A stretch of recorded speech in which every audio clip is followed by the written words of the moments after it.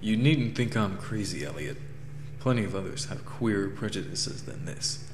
Why don't you laugh at Oliver's grandfather who won't ride in a motor? If I don't like that damn subway, it's my own business. And we got here more quickly anyhow in the taxi. We'd have had to walk up the hill from Park Street if we'd taken the car. I know I'm more nervous than I was when you saw me last year, but you don't need to hold a clinic over it. There's plenty of reason. God knows. And I fancy I'm lucky to be sane at all. Why the third degree? You didn't used to be so inquisitive. Well, if you must hear it, I don't know why you shouldn't. Maybe you ought to, anyhow. For you kept writing me like a grieved parent when you heard I'd begun to cut the art club and keep away from Pickman. Now that he's disappeared, I go around to the club once in a while, but my nerves aren't what they were. No, I don't know what's become of Pickman, and I don't like to guess. You might have surmised I had some inside information when I dropped him, and that's why I don't want to think where he's gone. Let the police find what they can.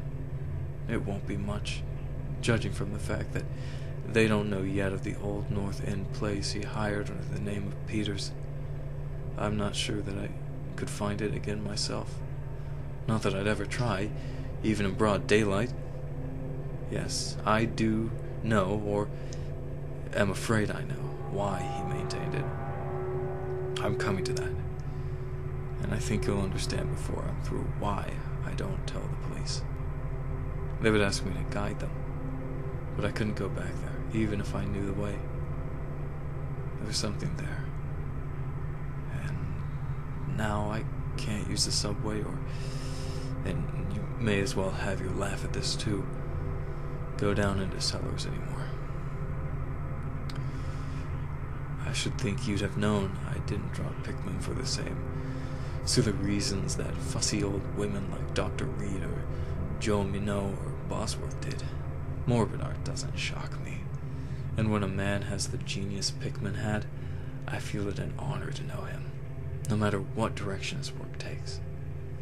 Boston never had a greater painter than Richard Upton Pickman. I said it at first, and I say it still, and I never swerved an inch either when he showed that ghoul feeding that you remember was when Minot cut him. You know, it takes profound art and profound insight into nature to turn out stuff like Pickman's. Any magazine cover hack can splash paint around wildly and call it a nightmare or a witch's sabbath or a portrait of the devil. But only a great painter can make such a thing really scare or ring true. That's because only a real artist knows the actual anatomy of the terrible, or the physiology of fear. The exact sort of lines and proportions that connect up with latent instincts or hereditary memories of fright. And the proper color contrasts and lighting effects to stir the dormant sense of strangeness. I don't have to tell you why a Fuseli really brings a shiver while a cheap ghost story front piece merely makes us laugh. There's something those fellows catch, beyond life, that they're able to make us catch for a second. Doré had it, Sime has it, Ingerol of Chicago has it, and Pickman had it, as no man ever had it before, or I hope to heaven, ever will again. Don't ask me what it is they see. You know, in ordinary art, there's all the difference in the world between the vital, breathing things drawn from nature or models and the artificial truck that commercial small fry reel off in the bare studios by rule. Well, I should say that the really weird artist has a kind of vision which makes models, or summons up what amounts to actual scenes from the spectral world he lives in. Anyhow, he manages to turn out results that differ from the pretender's mince-pie dreams in just about the same way that the live painter's results differ from the concoctions of a correspondence school cartoonist. If I ever seen what Pickman saw. But no. Here, let's have a drink before we get any deeper. God, I wouldn't be alive if I'd ever seen what that man, if he was a man, saw. You recall that Pickman's forte was faces. I don't believe anybody seeing Goya could put so much of sheer hell into a set of features or a twist of expression.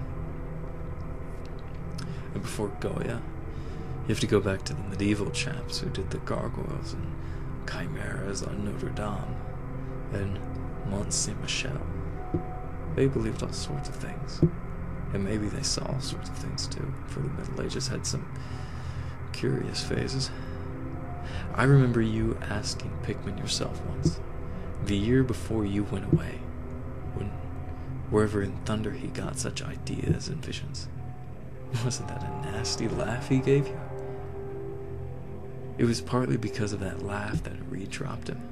Reed, you know, had taken up comparative pathology and was full of pompous inside stuff about the biological or evolutionary significance of this or that mental or physical symptom. He said Pickman repelled him more and more every day and almost frightened him toward the last. That the fellow's features and expressions were slowly developing in a way he didn't like, in a way that wasn't human. He had a lot of talk about diet and said Pickman must be abnormal and eccentric to the last degree. I suppose you told Reed, if you and he had any correspondence over it, that he'd let Pickman's paintings get on his nerves or harrow up his imagination. I know I told him that myself. Then. But keep in mind that I didn't drop Pickman for anything like this. On the contrary, my admiration for him kept growing, for that ghoul feeding was a tremendous achievement. As you know, the club wouldn't exhibit it, and the Museum of Fine Arts wouldn't accept it as a gift, and I can add that nobody would buy it. So Pickman had it right in his house till they went. Now his father has it in Salem.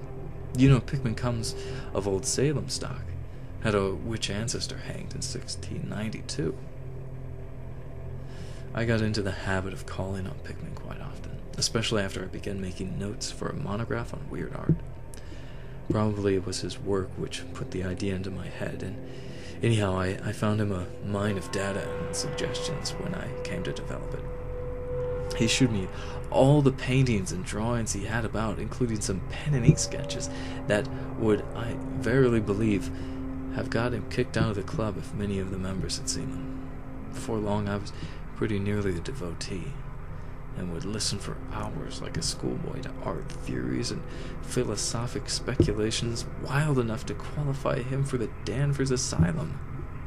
My hero worship, coupled with the fact that people generally were commencing to have less and less to do with him, made him get very confidential with me.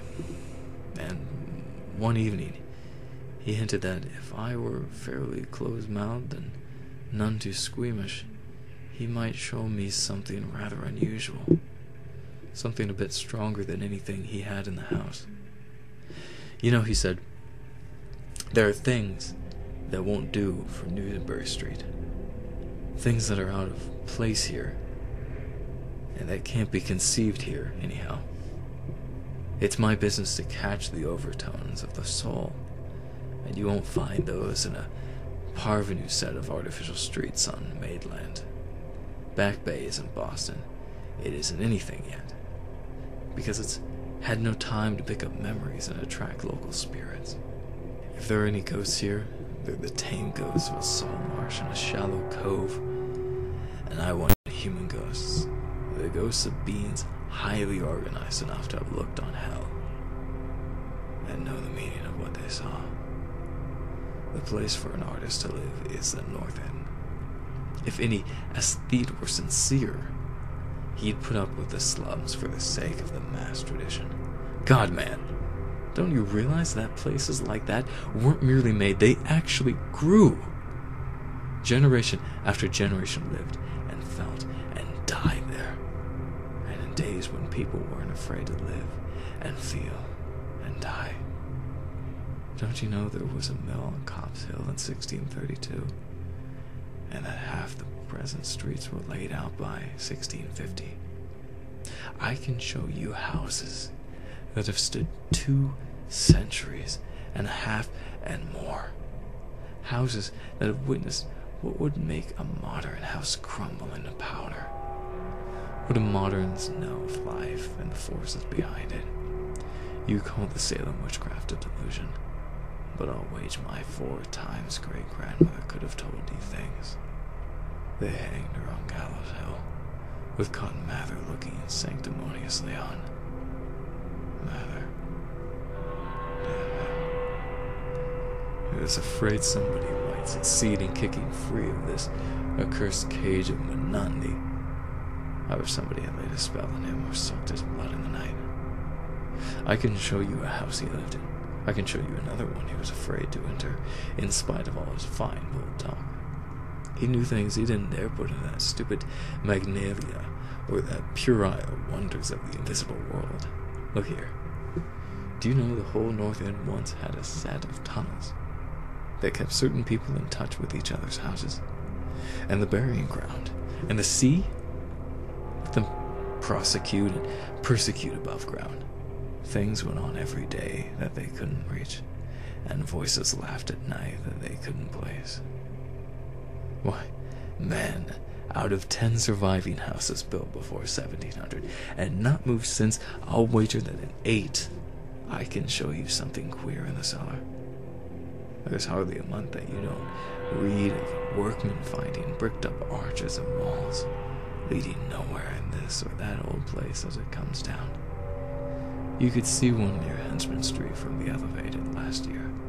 There are witches, and what their spells summoned. Pirates, and what they brought in from the sea. Smugglers, privateers. And I tell you, people knew how to live, and how to enlarge the bones of life. In the old times, this wasn't the only world a bold and wise man could know. And to think of today in contrast, with such pale pink brains that even a club of supposed artists gets shudders and convulsions if a picture goes beyond the feeling of a Beacon Street tea table. The only saving grace of the present is that it's too damn stupid to question the past very closely. What do maps and records and guidebooks really tell you of the Northern? At a guess, I'll guarantee to lead you to 30 or 40 alleys and networks of alleys north of Prince Street that aren't suspected by 10 living beings outside of the foreigners that swarm them. And what do they know of their meaning? No, Thurber, these ancient places are dreaming gorgeously and overflowing with wonder and terror and escapes from the commonplace. And yet there's not a living soul to understand or profit by them. Or rather, there's only one living soul, for I haven't been digging around in the past for nothing. See here, you're interested in that sort of thing. What if I told you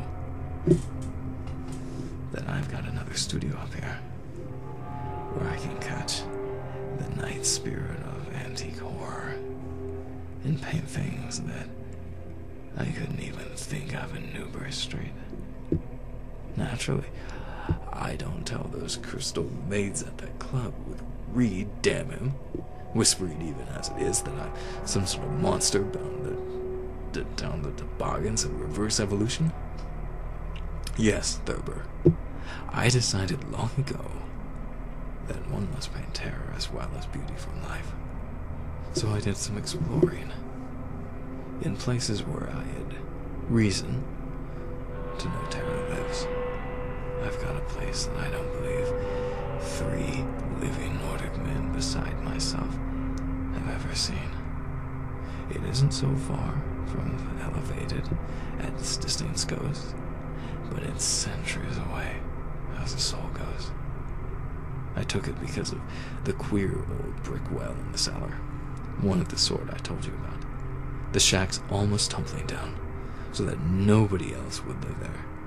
And I'd hate to tell you how little I pay for it. The windows are boarded up, but I like that all the better, since I don't want daylight for what I do. I paint in the cellar, where the inspiration is thickest.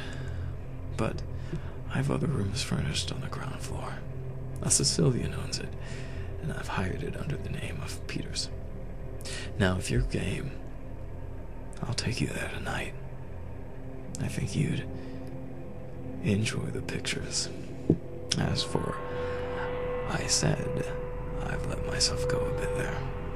It's no vast tour. I sometimes do it on foot, for I don't want to attract attention with a taxi in such a place. We can take the shuttle at the South Station for Battery Street, and after that, the walk isn't much. Well, Elliot, there wasn't much for me to do after that harangue, but to keep myself from running instead of walking for the first vacant cab we could sight. We changed to the elevator at the South Station, and about 12 o'clock had climbed down the steps at Battery Street and struck along the old waterfront past Constitution Wharf. I didn't keep track of the cross streets, and I can't tell you yet which it was we turned up, but I know it wasn't Greenough Lane. When we did turn, it was a climb through the deserted length of the oldest and dirtiest alley I ever saw in my life, with crumbling-looking gables, broken small-paned windows, and archaic chimneys that stood out half disintegrated against the moonlit sky. I don't believe there were 3 houses in sight that hadn't been standing in Cotton Mather's time.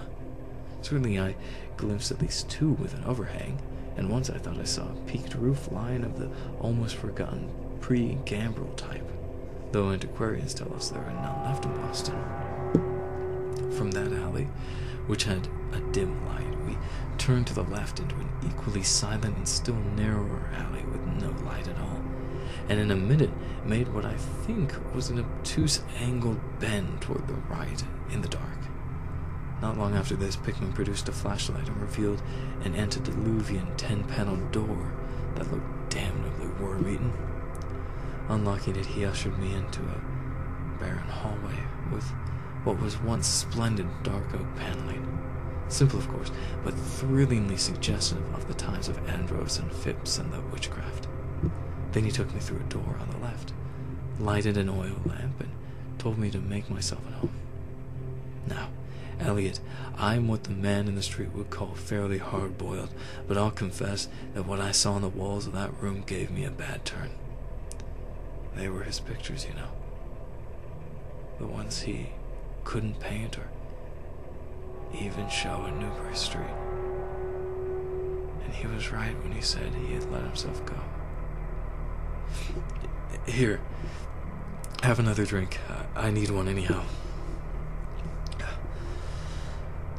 There's no use in my trying to tell you what they were like, because the awful, the blasphemous horror and the unbelievable loathsomeness and moral fetter came from simple touches quite beyond the power of words to classify.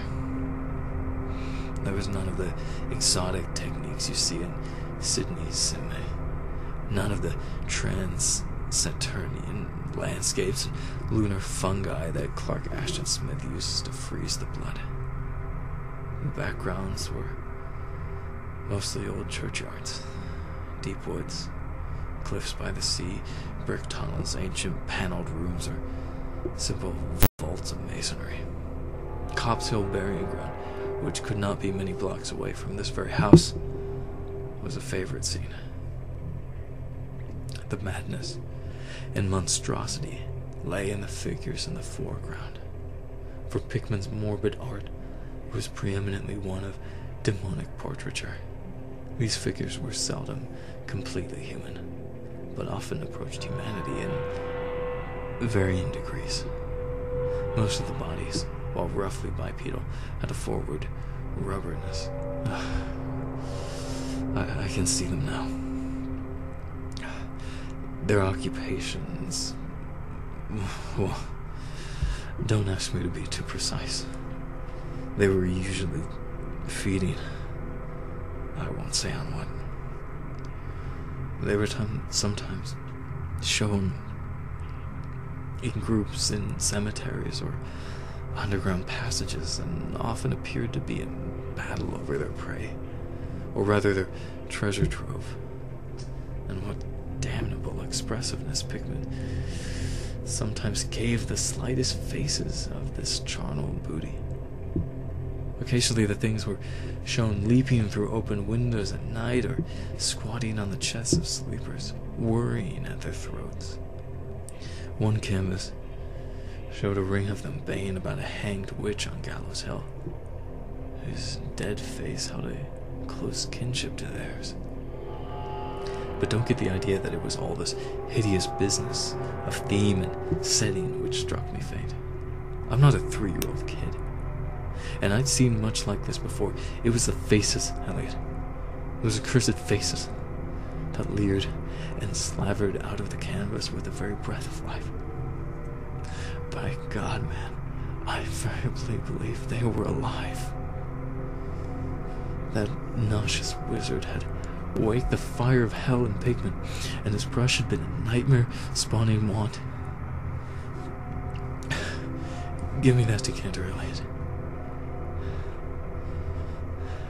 There was one thing called the lesson. Heaven pity me that I ever saw it. Listen. Can you fancy a squatting circle of nameless dog-like things in a churchyard teaching a small child how to feed like themselves? The price of a changeling, I suppose. You know the old myth about how weird people leave their spawn in cradles in exchange for the human babies they steal. Pickman was showing what happens to those stolen babies, how they grew up. And then I began to see a hideous relationship in the faces of the human and non-human figures. He was, in all his gradations of morbidity between the frankly non-human and the degradedly human, establishing a sardonic linkage and evolution. The dog things were developed for mortals. And no sooner had I wondered what he made of their own young as left with mankind in the form of changelings, than my eye caught a picture embodying that very thought. It was that of an ancient Puritan interior, and a heavily beamed room with lattice windows, a settle, and clumsy 17th century furniture, with the family sitting about while the father reads from the scriptures. Every face but one showed nobility and reverence, but that one reflected the mockery of the pit. It was that of a young man in years, and no doubt belonged to a supposed son of that pious father. But in essence, it was the kin of the unclean things. It was their changeling. And in a spirit of supreme irony, Pickman had given the features a very perceptible resemblance to his own. By this time, Pickman had lighted a lamp in an adjoining room, and was politely holding open the door for me, asking me if I would care to see his modern studies. I hadn't been able to give him much of my opinions. I was too speechless with fright and loathing, but I think he fully understood and felt highly complimented. And now, I want to assure you again, Elliot, that I'm no mollycoddle to scream at anything which shows a bit of departure from the usual. I'm middle-aged and decently sophisticated, and I guess you saw enough of me in France to know I'm not easily knocked down. Remember, too, that I just about recovered my wind and gotten used to these frightful pictures which turned colonial New England into a kind of annex of hell. Well, in spite of all this, that next room forced a real scream out of me, and I had to clutch at the doorway to keep from keeling over. The other chamber had shown a pack of ghouls and witches overrunning the world of our forefathers, but this one brought the horror right into our own daily life. God, how that man could paint. There was a study called subway accidents in which a flock of the vile things were clambering up some unknown catacomb through a crack in the floor of Bollystone Street subway and attacking a crowd of people on the platform. Another showed a dance on Copp's Hill among the tombs with the background of today. Then there was any number of cellar views with monsters creeping in through holes and rifts in the masonry and grinning as they squatted behind barrels or furnaces and waited for the first victim to descend the stairs. One disgusting canvas seemed to depict a vast cross-section of Beacon Hill, with ant-like armies of the mephitic monsters squeezing themselves through burrows that honeycombed the ground. Dances in the modern cemeteries were freely pictured, and another conception somehow shocked me more than all the rest. A scene in an unknown vault, where scores of the beasts crowded about one who held a well-known Boston guidebook and was evidently reading it aloud.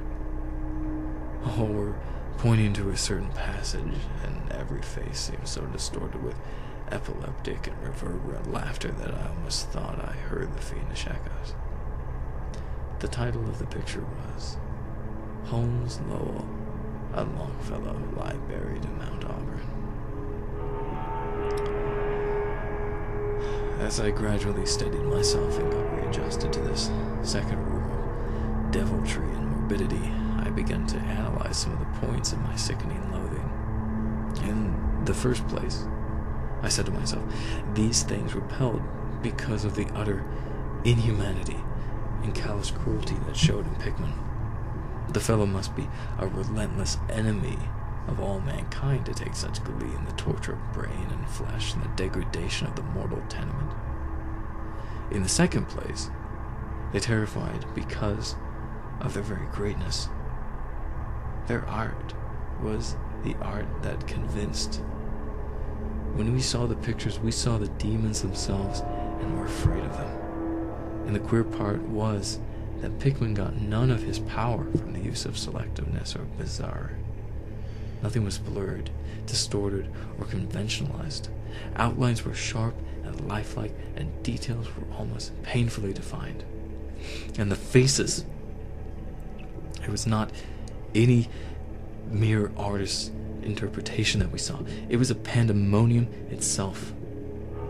Crystal clear in stark objectivity. That was it, by heaven.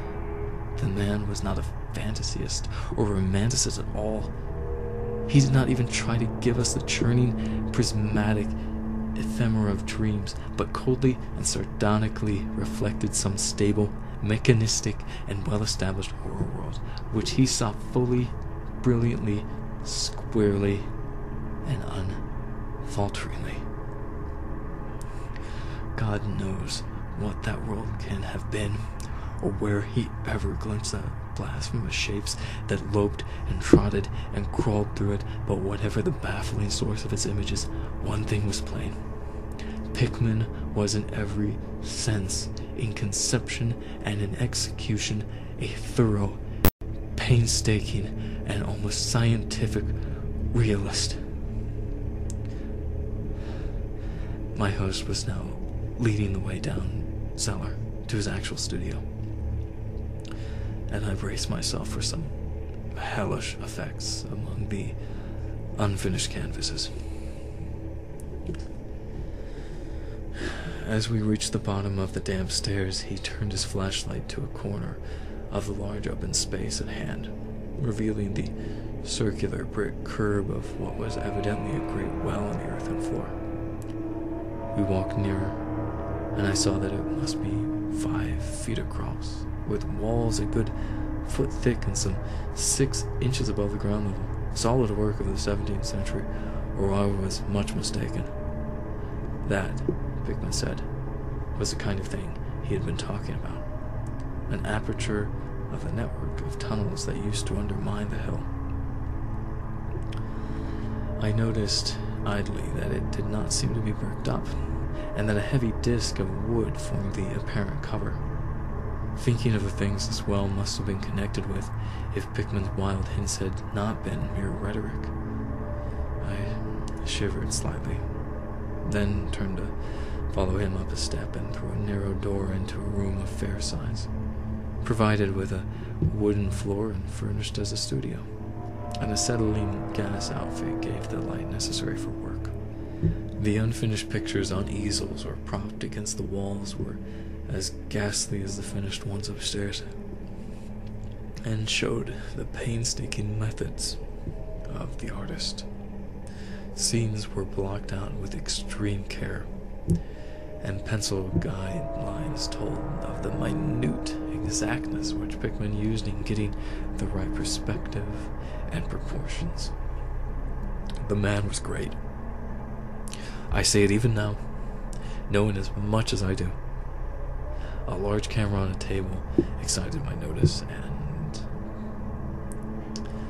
Pickman told me that he used it in taking scenes for backgrounds, so that he might paint them from photographs in the studio instead of carting his outfit around the town for this or that view.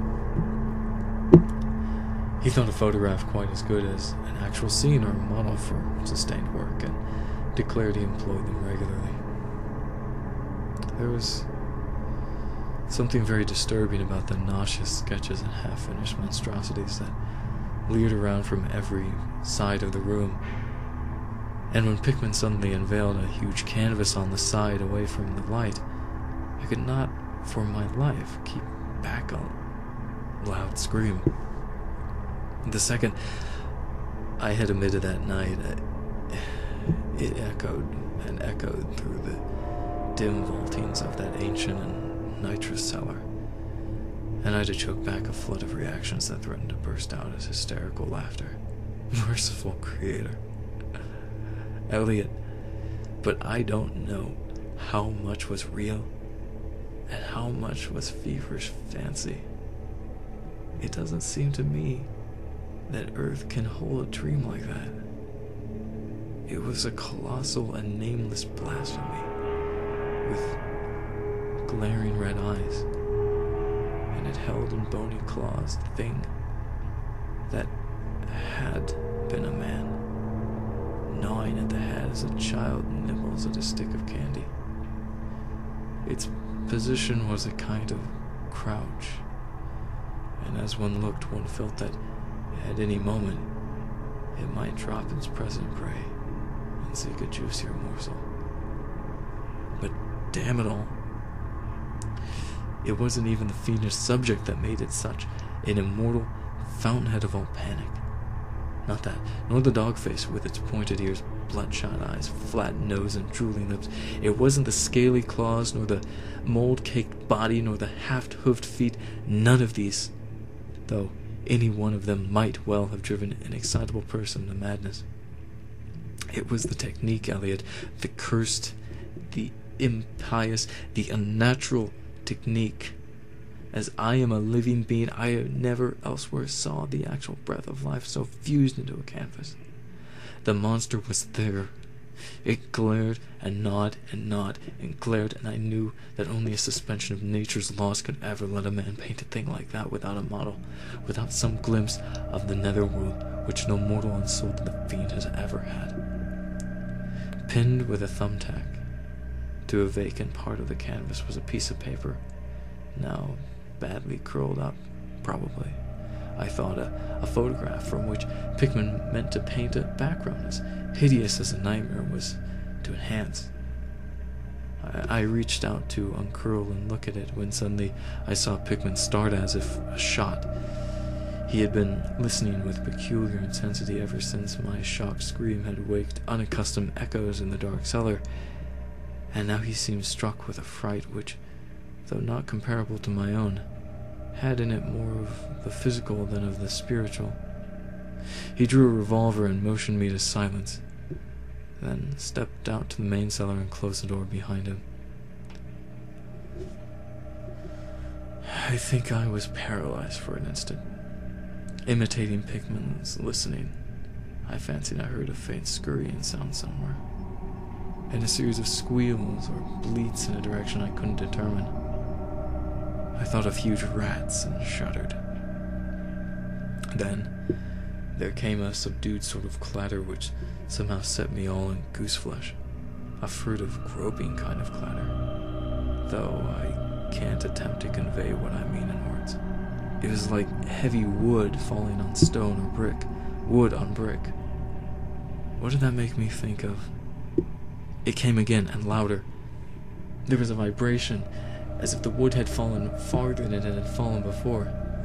After that I followed a sharp grating noise, a shouting gibberish from Pickman, and the deafening discharge of all 6 chambers of a revolver, fired spectacularly, as a lion tamer might fire in the air for effect. A muffled squeal or squawk, and a thud. Then more wood, brick grating, a pause, and then the opening of the door, at which I'll confess, I started violently. Pickman reappeared with his smoking weapon, cursing the bloated rats that infested the ancient well. "The deuce knows what they eat, Thurber," he grinned. "For those archaic tunnels touched graveyards and witch dens and seacoast. But whatever it is, they must have run short, for they were devilish anxious to get out. Your yelling stirred them up, I fancy. Better be cautious in these old places. Our rodent friends are the one drawback, though I sometimes think they are a positive asset, by way of atmosphere and color." Oh, Elliot, that was the end of the night's adventure. Pickman had promised to show me the place, and heaven knows he had done it. He led me out of the tangled valleys in another direction, it seems. For when we sighted a lamppost, we were in a half-familiar street with monotonous rows of mingled tenement blocks and old houses. Charter Street it turned out to be, but I was too flustered to notice just where we hit it. We were too late for the elevated and walked back downtown through Hanover Street. I remember that walk. We switched from Tremont up Beacon, and Pickman left me at the corner of Joy, where I turned off. I never spoke to him again. Why did I drop him? Don't be impatient. Wait till I ring for coffee. We've had enough of the other stuff, but I for one need something. No, it wasn't the paintings I saw in that place, though I'll swear they were enough to get me ostracized in 9/10 of the homes and clubs of Boston. And I guess you won't wonder now why I have to steer clear of subways and cellars. It was something I found in my coat the next morning. You know the curled up paper tacked to that frightful canvas in the cellar? The thing I thought was a photograph of some scene he meant to use as a background for that monster. That last scare had come while I was reaching to uncurl it, and it seems I had vacantly crumpled it into my pocket. But here's the coffee. Take it black, Elliot, if you're wise. Yes, that paper was the reason I dropped Pickman. Richard Upton Pickman, the greatest artist I have ever known, and the foulest being that ever leaped the bounds of life into the pits of myth and madness. Elliot, old Reed was right. He wasn't strictly human. Either he was born in strange shadow, or he'd found a way to unlock the forbidden gate. It was all the same now, for he's gone back into the fabulous darkness he'd loved to haunt. Here, let's have the chandelier going. Don't ask me to explain, or even conjecture about what I burned. Don't ask me either what lay behind that mole-like scrambling Pickman was so keen to pass off as rats. There are secrets, you know, which might have come down from old Salem times. And Cotton Mather tells even stranger things. You know how damn lifelike Pickman's paintings were. How we all wondered where he got those faces.